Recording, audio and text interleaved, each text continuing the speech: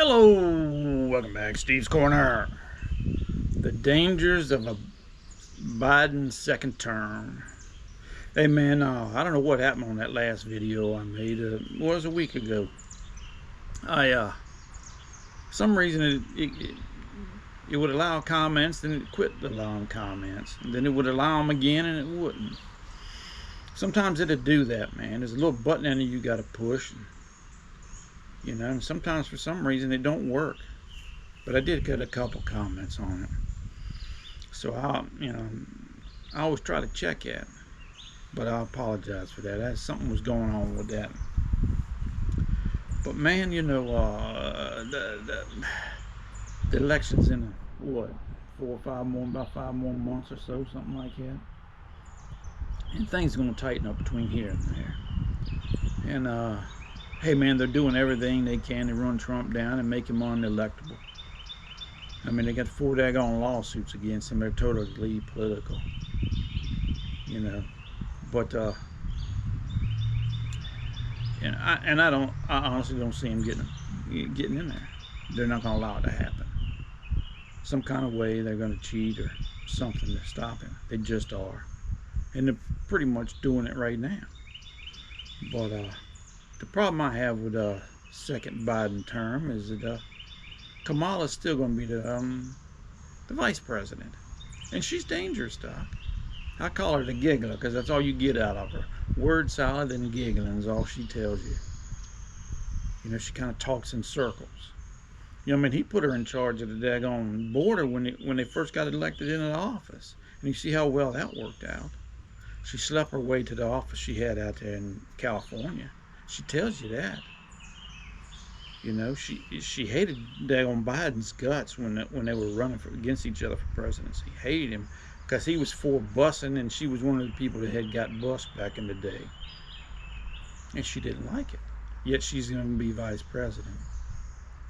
He picked her because of quota, not because of her qualifications. But to have her to be president, because that's what you're looking at in the next 4 years. There's a strong possibility that she's going to turn out to be president in the next 4 years. And that's dangerous. Uncle Joe's bad enough. But with him, at least I know somebody else is running that. He ain't doing it. He's not competent enough to do it right now. He scares me because he gets behind the closed doors with them other world leaders, and there's just no telling what's going on back up in there. And they ain't going to tell you, I seen today where he has the worst presidential ratings in the last 70 years. So, and that's saying something, Doc. The last, 3 out of 4 Democratic presidents has been terrible. They've just been awful. Clinton was the one that was halfway decent. I didn't mind him too much. But he was a politician. He could work with the other side. He didn't have an agenda that he was working on, that he wanted to push forward, like Barack and old Uncle Joe. They have an agenda, whether it's put down from somebody else and they're following it, or whether it's their true agenda. But they're pushing that on people, and it's wrong. They're not looking out for the goodness of the country or the people in it. They're trying to push a specific agenda, and that's how we ended up where we at now. With them daggone canceling schools, making students stay home, them Jewish kids and stuff, threatening them, rallying against them, all that Black Lives Matter stuff, all that, remember back in Chicago when they held them protests up there, resistance or whatever, they were blocking the daggone sidewalk and wouldn't let you walk into a public store. They can't do that mess, but they allowed all that stuff to go on, and it's just steadily built and built and built till we got where we at now. And that's been quite a while ago.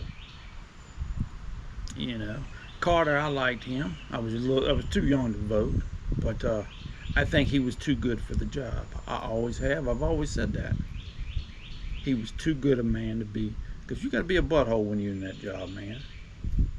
It's just not in Carter to be that, I don't believe. I think he gets a raw deal on worst presidents because of it. I think he tried to do what was right, And he's just too daggone good of a fella. That's what I believe anyways. But the problem I have with old Harris, man, there's just nothing about her that tells me she's competent enough to handle that job. Nothing, you know? And they're not going to switch her out for somebody else. They can't do that. You know, they might want to, but they can't. No, they can't cut her. I mean, she's a black lady. They can't do that. You know, their party won't allow them to do it.